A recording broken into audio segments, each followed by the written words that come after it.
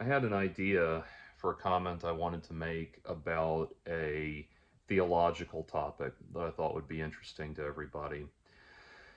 But, you know, given the current circumstances, it became relevant in a larger context that I want to address. I'll get to that in a moment. But first of all, of course, if you want to help grow the channel, I'm doing Patreon.com/JordanOwen42. I just got a new computer, and so I will be returning to the wonderful world of game reviews very soon. I'm looking forward to that. In any event, getting back on topic, a friend of mine had a book on the dark arts, on the occult and black magic and all of that. And out of curiosity, I had my foray into that sort of thing, so I know all the names about, everyone from Aleister Crowley to Anton LaVey to Aletheus Levi to Helena Blavatsky and all of the, all the names and all of that. And C.S. Lewis said it right that that sort of thing arouses a sort of spiritual lust, but what he wanted was spiritual love. And I did not, when I left the occult thing behind, it was in my early 20s when I got into that. And I did not come back to Christ for a long time. I spent a good decade plus in just as a hardcore atheist, and I got very into Ayn Rand and objectivism for a while, so I was very Ayn Rand in my thinking, and I've moved on from that in many ways. I mean, there's you're always going to, everyone's ideas will have a certain amount of gold and a certain amount of lead. So anyway, but definitely on the whole moved on from that. So the thing that occurred to me as I was looking at this book, I picked it up and opened it, and the first page, the introduction, began with something that you hear a lot in discussions of like black magic and left hand path stuff and everything like that, which was that the first sin was the sin of knowledge, and that God did not want to share the knowledge, share knowledge with mankind, and wanted to keep them subservient. And the left hand path was for people who wanted to take, or the dark arts and that kind of thing. Black magic was for people who wanted to take back that control from the gods and that sort of thing. And what was so interesting to me about that is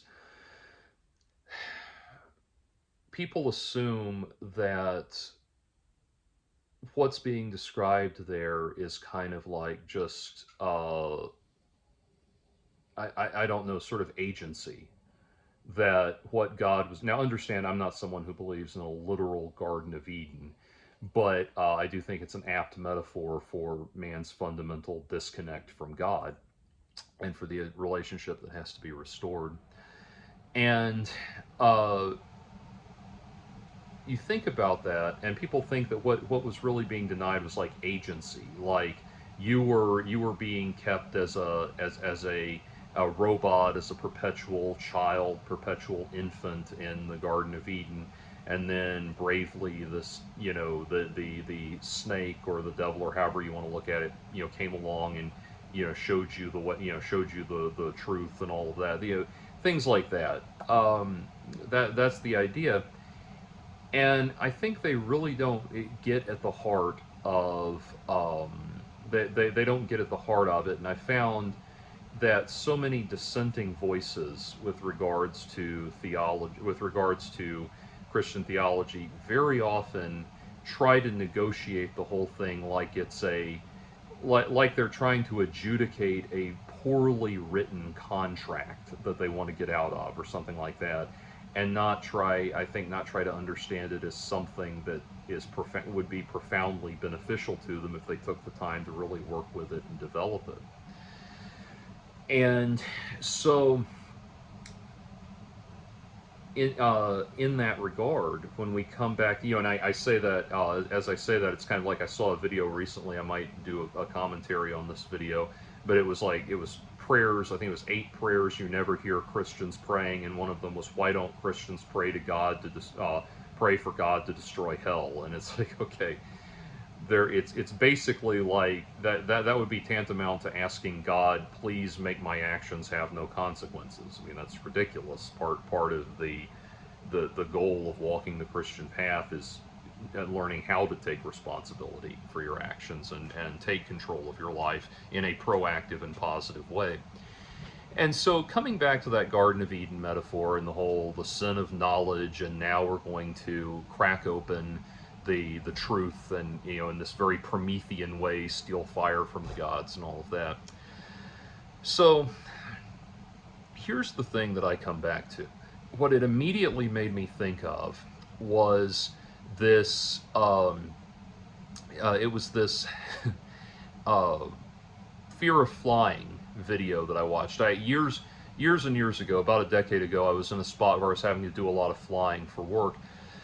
And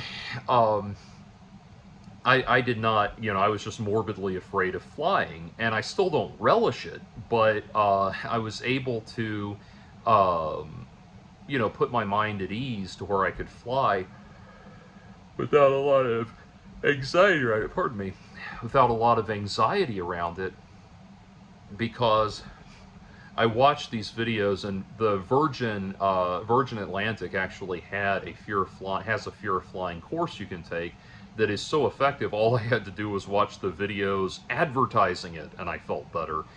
But I saw in one of them, it was an interview with one of the guys that does the courses, and he says most people, when they're flying, the core fear is that they're not in control.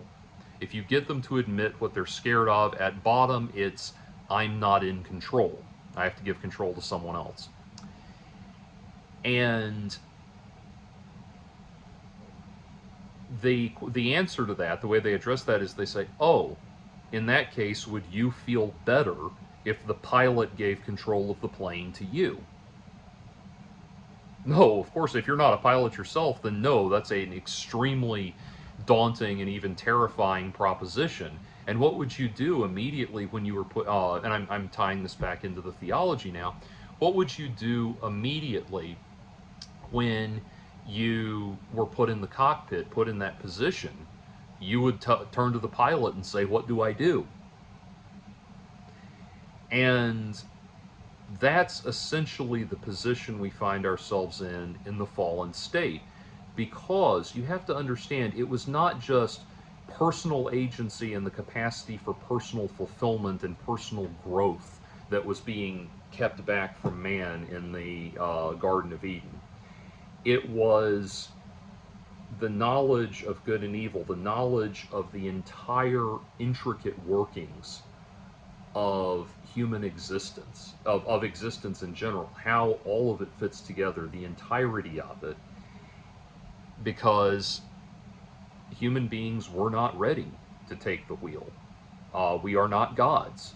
We have a divided nature. We are, as Nietzsche would explain it, we are fundamentally we are a point between the beasts and the gods, and we're ever evolving, hopefully toward, Nietzsche would say, towards an Übermensch, towards a godlike attainment of self-actualization. But that's the thing. We have a capacity to see. We are imperfect in our understanding of God's ideal, and it puts us in this place that we're not ready to confront and not ready to deal with.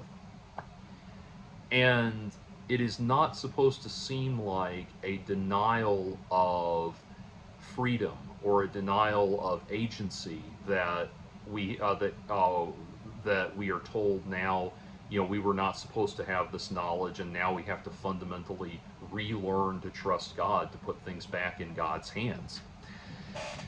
If you read Job in the Bible, Job suffers tremendously and is finally spoken to directly by God. And God's monologue is a description of the vast intricacies of existence of the universe. And if I think if it's read in the proper context, it's essentially God saying, "I've got this. I am in command." And so, and again, I know you're the atheists among you would want to chime in with tons of questions about Job. Why would God torture Job to prove something to Satan and things like that? I get that. There's a lot more on Job we could do. There's a channel called Inspiring Philosophy that's got a phenomenal video on Job if you want to deep dive on that. But anyway, pardon me. So anyway, that is what is meant by that sin of knowledge. Sin is an archery term. It means to fall short of the mark or to miss the mark. And that's the thing. Our knowledge falls short. Our gaining of knowledge places us in this very distressing place where we have a window into the insight and the mind of God. We have the capacity to think on this meta level that lower creatures don't have, but we don't have the full encompassing vision of God. We don't have the omniscient clarity of God. And so that's really what's meant to be understood there. That would have been the end of my commentary. But I had another video I wanted to do that I wanted to tie back into this. And that is talking about faith in this country right now.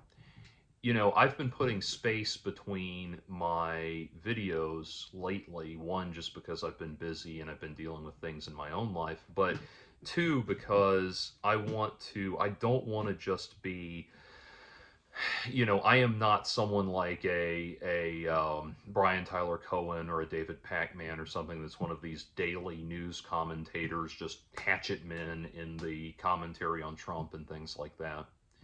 I want to make it a point to only step in when I have something important and insightful to say in this regard. Like I did a recent video talking about how, the Democrats are essentially sending Hufflepuffs to fight Slytherin when they need to be sending Gryffindor, that kind of thing.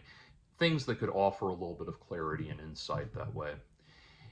Because I'm certainly not a news analyst. I'm coming at this from a philosophical standpoint and a spiritual standpoint and an artistic standpoint and that kind of thing.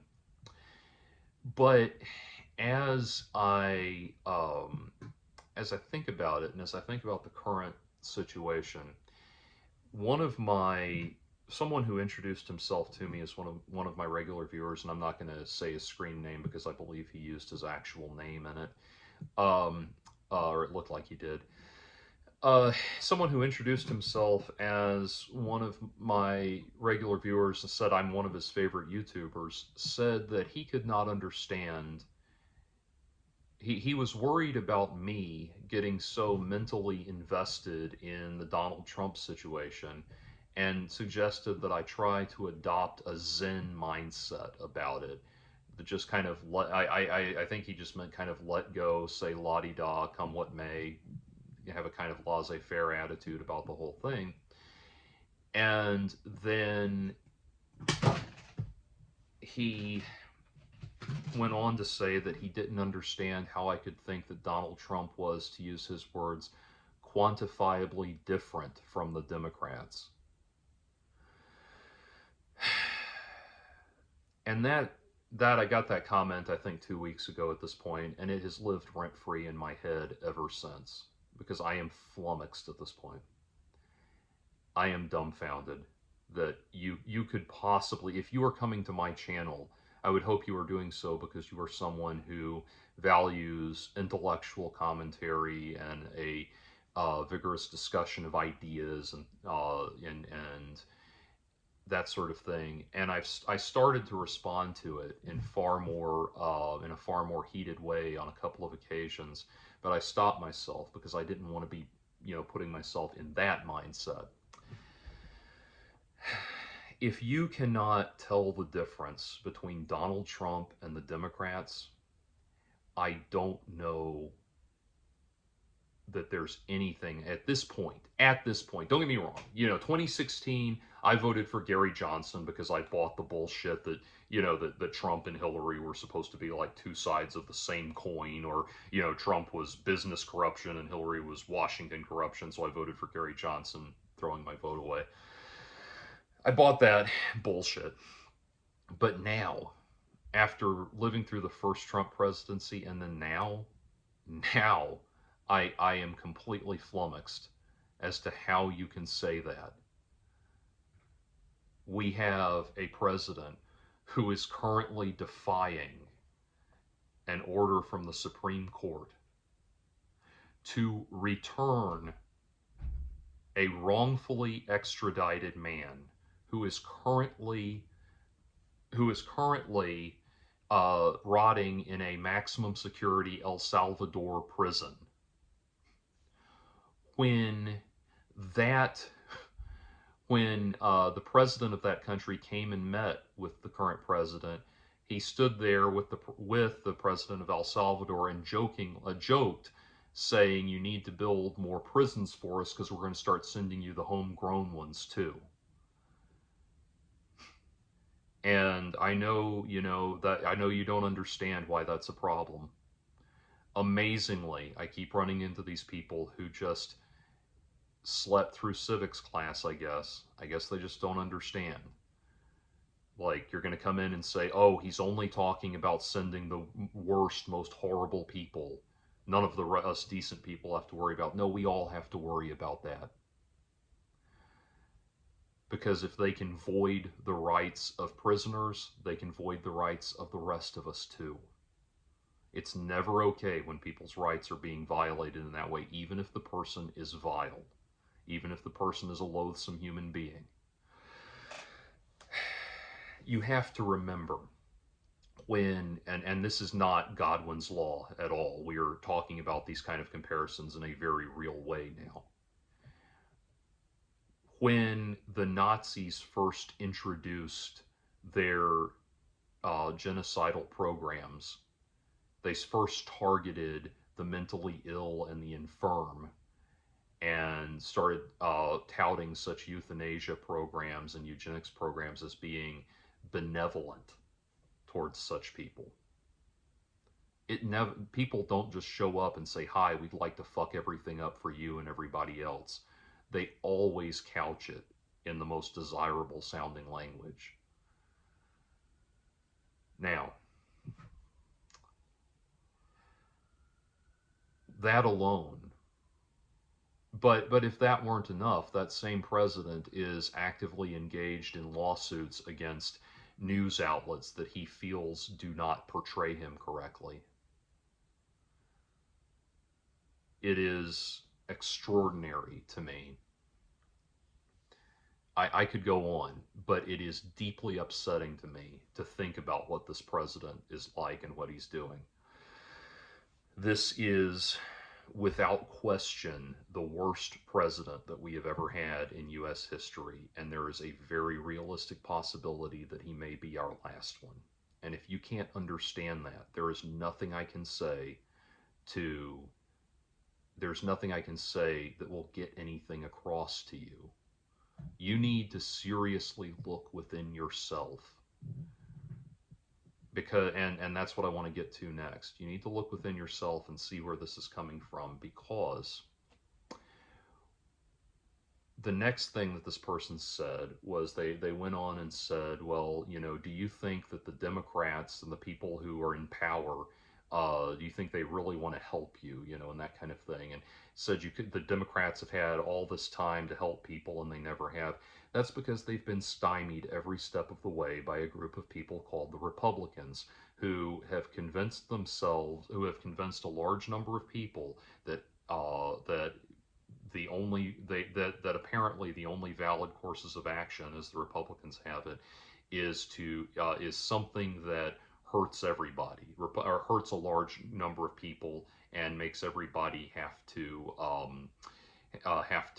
grit their teeth and grin and bear it. That's the only course of action Republicans like. If they found a way to do something that makes everybody suffer a little more, then the supposedly tough as nails, shit kicking, salt of the earth Americans just think that's the greatest thing in the world, and they love it. But that is why. That's why. And that is why no democratic social initiative ever really gets off, is always so stymied in getting off the ground.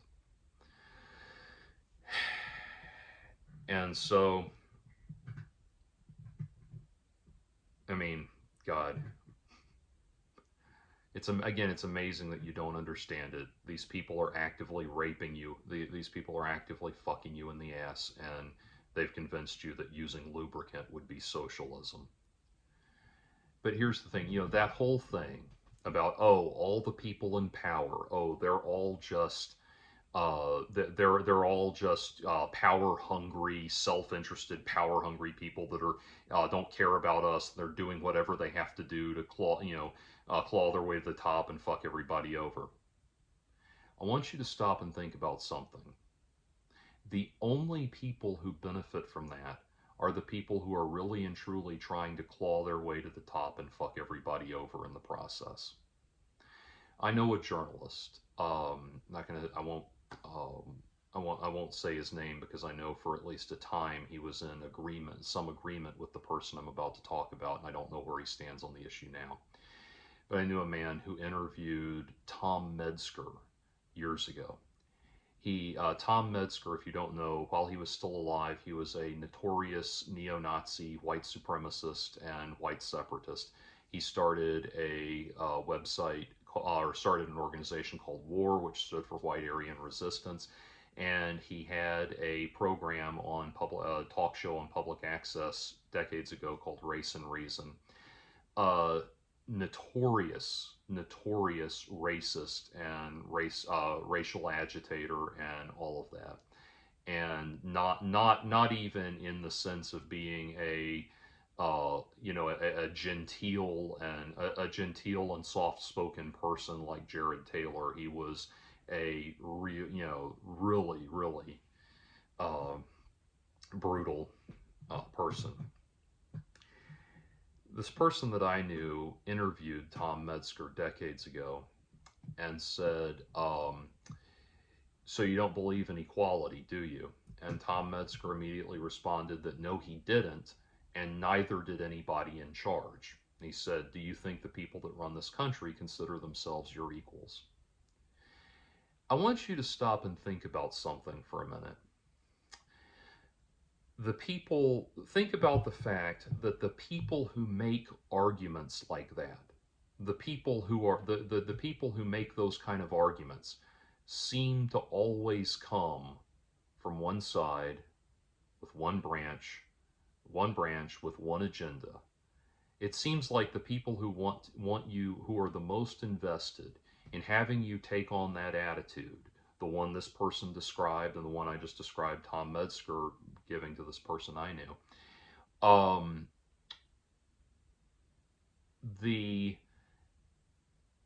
that attitude, the people pushing it, seem to always be on one side, and they're always on the side of the people who are trying to get you to think that that everyone in government, or excuse me, they are the people who are on the right trying to tell you that who are coming to you with a plan, a course of action that you know and they know is going to fuck you over.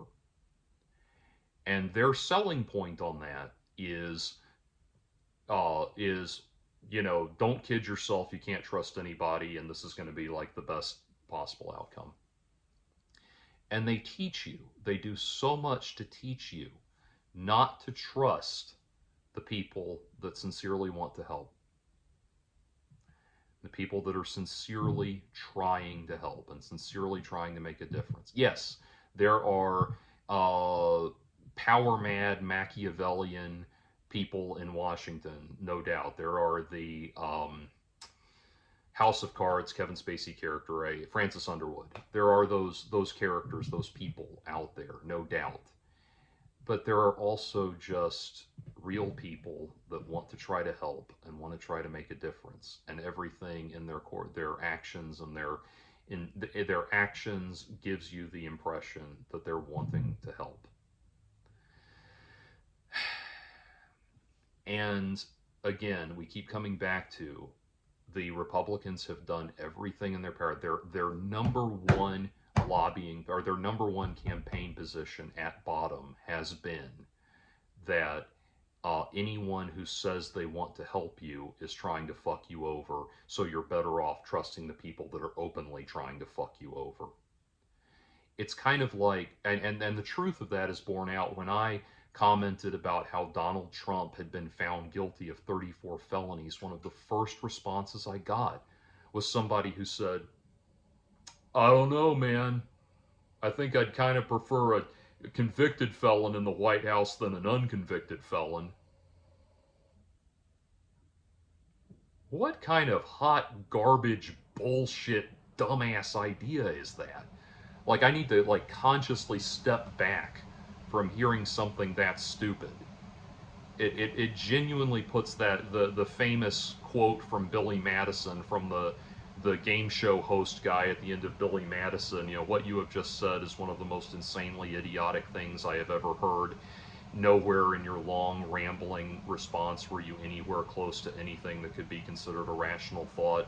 Everyone in this room is now dumber for having listened to it. I award you no points, and may God have mercy on your soul.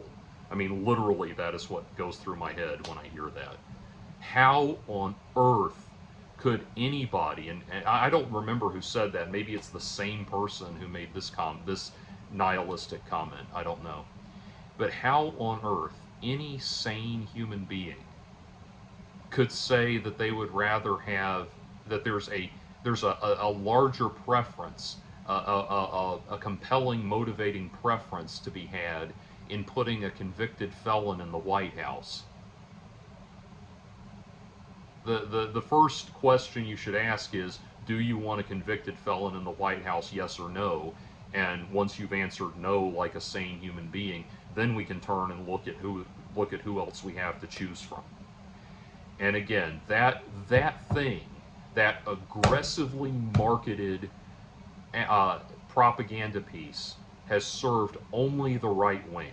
That aggressively marketed attitude that went all the way back to Reagan, of that you know, the idea that, and this went back with Reagan, and this answers this person's question. You know, the GOP they ran on an idea of government can't work, it can't solve your problems, we're going to stultify and inhibit government to the point that you can't possibly get at the impression that it ever could solve any of your problems, or it could help you in any productive, meaningful way. And we will ingrain in you this increasing sense of nihilistic frustration with the system. And now we find ourselves with Donald Trump, and that was the existential crisis for me, you know, again, as a someone who was very much in the Ayn Rand objectivist mindset for a long, long time. When Donald Trump got in, I had to do a complete reevaluation of everything I believed, and that continues to evolve. There's some things I don't see any reason to move on, but there's other things I've changed radically about, because at some point we have to figure out where this socio-political disease was first, where the point of first infection was. Now, anyway, time and again, this is what they build off of. This is what they work off of. And it comes back to that matter of faith. And that's why I wanted to, bringing it all the way back around to talking about faith. Yeah, you know, again, well, the last thing before I bring it back around, you know, the thing you have to understand to the person, that person and anyone else who is in this mindset. Michelle Obama said it perfectly on the campaign trail when she introduced Kamala. And it's funny. It's like there are people, as I say Michelle Obama. I'll get to what she said in a moment. There's people, as I talk about Michelle Obama, who will say, "LOL, you believe something Michelle Obama said?" That kind of thing. Yeah, I did. Yeah, I did, because she's a respectable person, a highly educated, highly intelligent, highly accomplished, respectable person, and a decent human being. And so, yes, I did believe what she said. Anyway, she said that what the problem is, people are people are demanding unflinching perfection from the Democrats, while anything goes with Donald Trump. They will accept anything from Donald Trump, and then only unflinching perfection from the Democrats.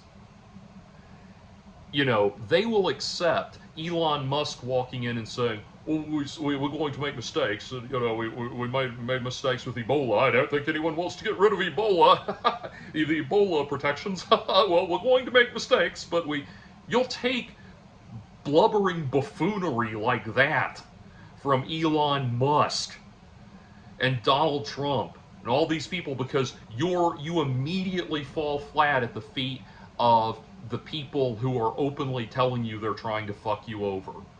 And if you're not, if you're like this person, you're at least so nullified in your nihilism that you are not a threat to them. You're ineffective against them. So bringing it back around to faith, fundamentally, let's talk about that faith. That faith in God begins, and that's why I wanted to tie this into that original point. Faith in God comes back to believing that God is in control, is in command. That's why, atheists are like, "LOL, why would God want you to constantly validate his existence? That sounds like a very that sounds like a very infantile and emotionally unstable sort of person to me. I would never just constantly be bowing to someone to just remind them that they exist and that they're in control. I don't know why an imperfect or a perfect God would need that kind of narcissistic adulation." Checkmate, theists. All of that stuff that gets so endlessly tiresome to listen to. And by the way, if you are one of those people, as much as I vent my spleen on how irritating that is, please know that you are loved, and I was in your place at one point too. Um, but the thing of it is, though, the reason we're supposed to return to reaffirming our faith, the reason we have tests of faith, is because central to our fallen nature, is not is a refusal to believe that God was properly in command of everything, that God had this under control, that the pilot who was flying the plane knew what he was doing. That's fundamental to it. And that's why I wanted to bring this in, tie this into a discussion of politics. Because Donald Trump has seized control of what? The faithful. And we are looking at, you look at the politics of Donald Trump. Donald Trump, Randall flagged from the stand. And yet people are looking at him and seeing, looking at him and seeing some holy apparition, some person that God is, they think God is sent or is guiding or something like that.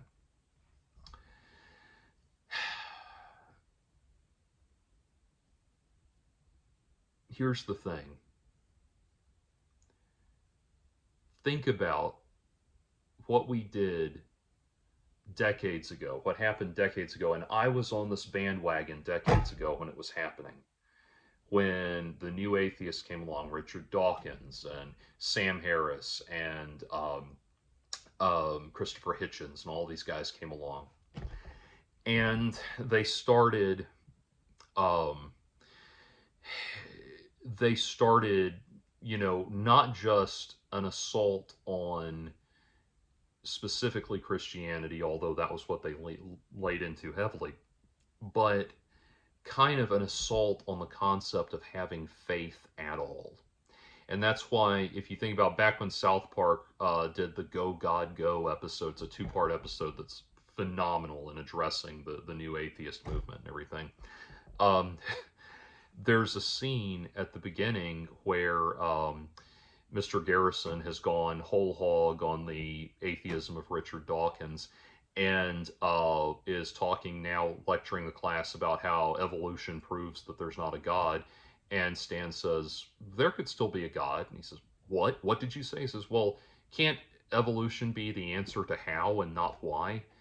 And and Garrison starts ridiculing him and making fun of him and makes him sit up in front of the class in a dunce hat that says, I have faith. And I thought that was so interesting. They really got at the heart of it.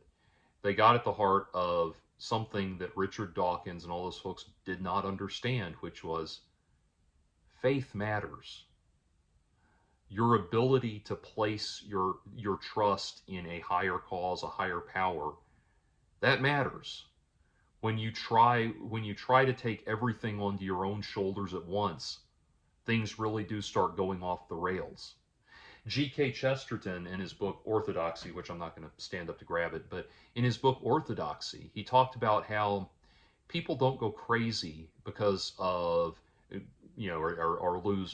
become mentally unwell. We use lighter, more polite language now, but people don't go crazy because of an overabundance of faith or belief. They go crazy because they've leaned too heavily on logic. And that's not to argue against logic, but he uses the example of how many chess players, so think about Bobby Fischer and people like that, how many chess players have mental breakdowns because they have reduced everything to cold logic, and they don't have faith in a higher mystical component to the universe, a world of unknowns that could potentially they could potentially place a more benevolent trust in if they were willing to. That seems almost bizarre and ridiculous in modern parlance, but when applied and applied correctly, we start to see what it means. And don't get me wrong, I am not at all suggesting that you place blind loyalty and blind fealty into the hands of the Democrats. They still have to be held to account. They still have to do a good job. I think they deserve a lot more credit than what they've been getting, but they still have to do a good job. All power, you should still speak to power. And that is one of the things that makes, one of the most important things that makes this country great. But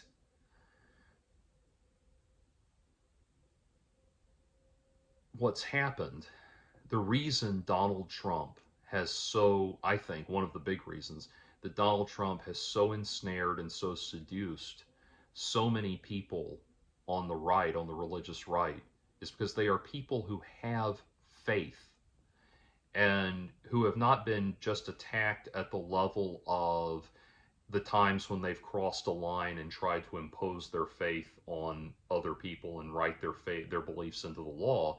They've been attacked at a much, much, much more fundamental substrate than that, which is they've been attacked for having faith at all. The thing that is so immensely appealing to them, or one thing that is so immensely appealing to them about Donald Trump, is that they are able to have faith in him. He is happy. He welcomes it. He feeds off of it. He loves having all of these people worship him and put their faith and their trust in him. Most people would be humble enough to be seriously unnerved by the idea of having that much faith and that much trust placed in them. Donald Trump is not, because he's a raging narcissist. And here's the thing. What is lost is a similar amount of faith and hope on the side of the Democrats. I don't know how old the person I was just listening to was, but I'm old enough to remember, even in my youth, remember the tremendous optimism that Bill Clinton brought in the face of the pathetic shit show that was Bush 1, back when that was what we thought was the worst, well, going to be the worst thing that we ever had to deal with from the Republicans. And then, and then, and then. But the tremendous optimism, you know, Don't Stop Thinking About Tomorrow by Fleetwood Mac would come on the radio and you would feel it.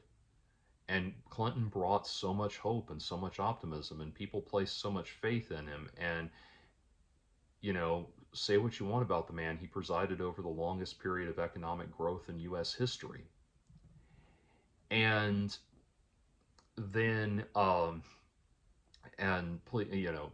sure you have all kinds of arguments about that. I'm not going to get into that with you either. Just I say that only because to politely, please, I don't need 50 paragraphs of text in my comments. I don't read those.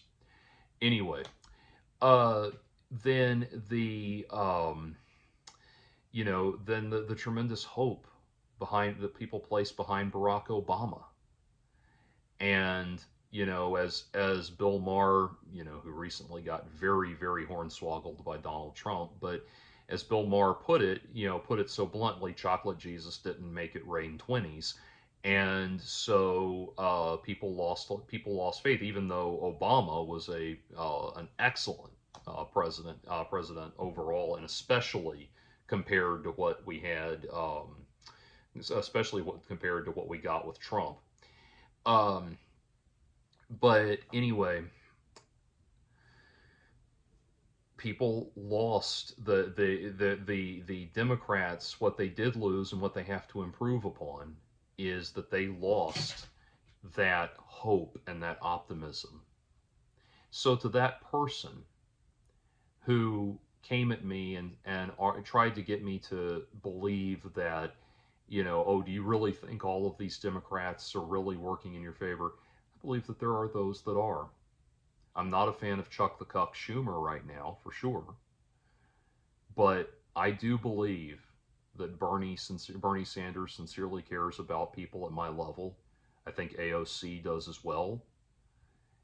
And of course, I can remember back when Bush 2 was running for re-election, and everyone was saying, well, here's this lengthy list of every reason why John Kerry would be perfect for president, and people are going, well, yeah, but I want someone I can have a beer with. Okay, AOC was a fucking bartender. She even passes that idiotic litmus test. But yeah, I do think AOC has people like me. Sincerely cares about people like me. I think she sincerely wants to make a difference and is making a difference. I think Pete Buttigieg sincerely cares about people at my level and wants to make a difference. I think the same thing of Cory Booker and so many more people like that. I almost wanted to say that about Gavin Newsom until he had his friendly sit down with Steve Bannon. That's a whole other area of commentary. But anyway, and to that guy who still can't understand the difference, the fact that this president is planning to have a third term, or planning to run for a third term, like, if you can't understand what the problem, God, there's nothing I can say that will get through to you, sir.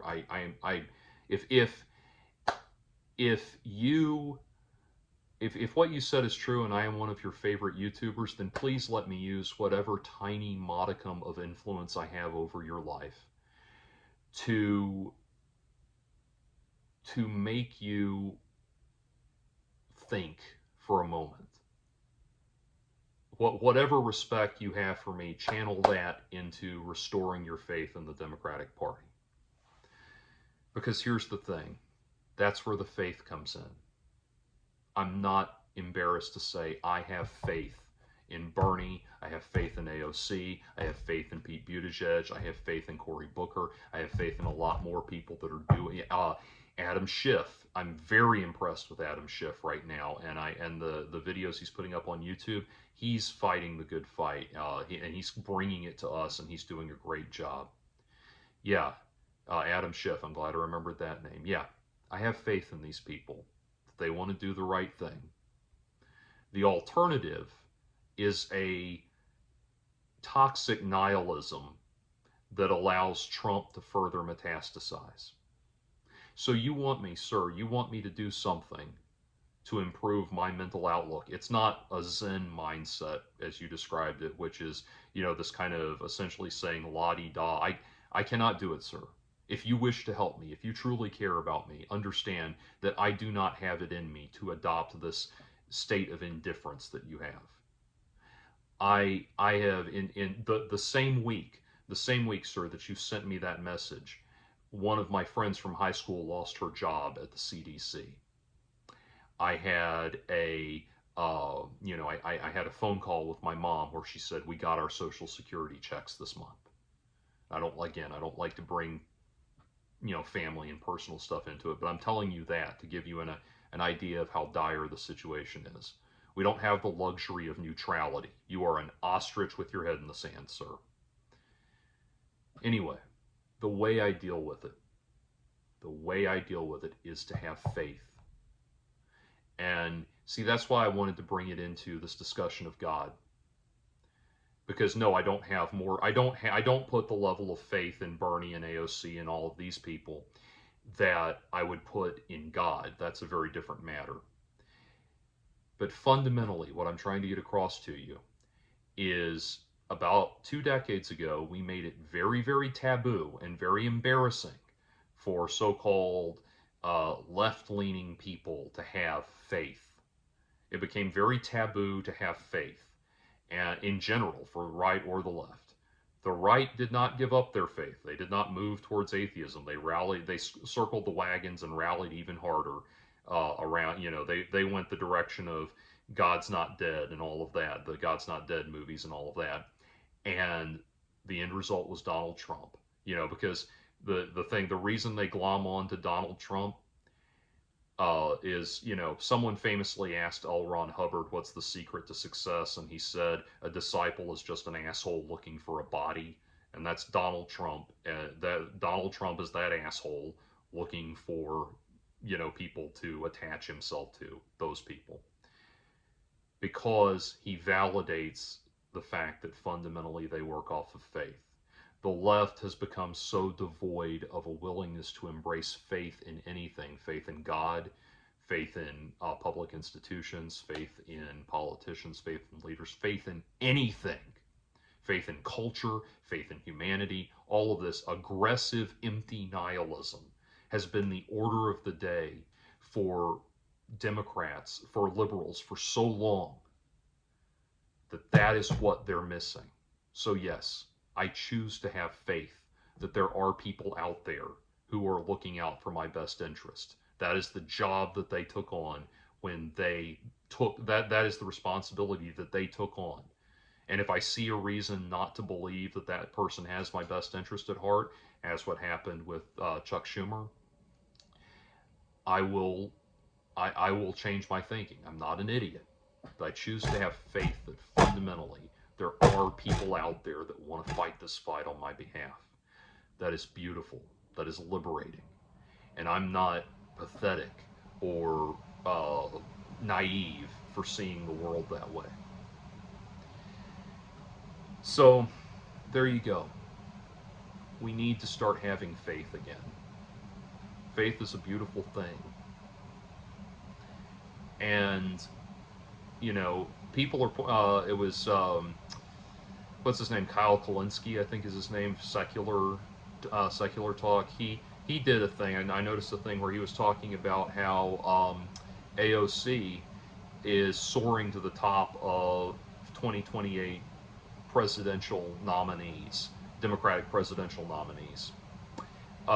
And assuming that Donald Trump doesn't get away with his chicanery, on the other side, J.D. Vance is polling at the top. So, man, to have someone as sharp and with it and tenacious as AOC go up against a robot boob like J.D. Vance would be beautiful, be extraordinary. I mean, there's no doubt that Kamala Harris stomped all over Donald Trump in that debate. It would be that times a million with AOC. Kamala Harris is also polling well. But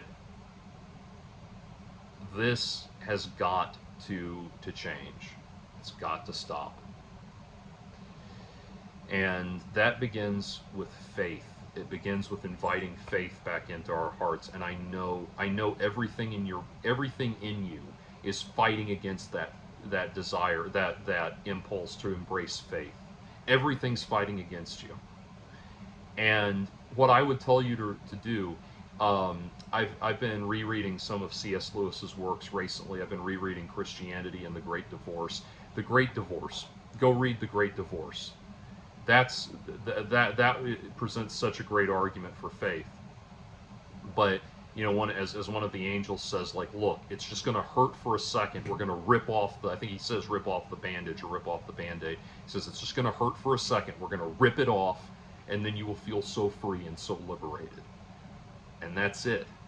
You need to work on letting yourself have faith, not benevolently and unintentionally gaslighting me into trying to abandon hope and hope for a better tomorrow.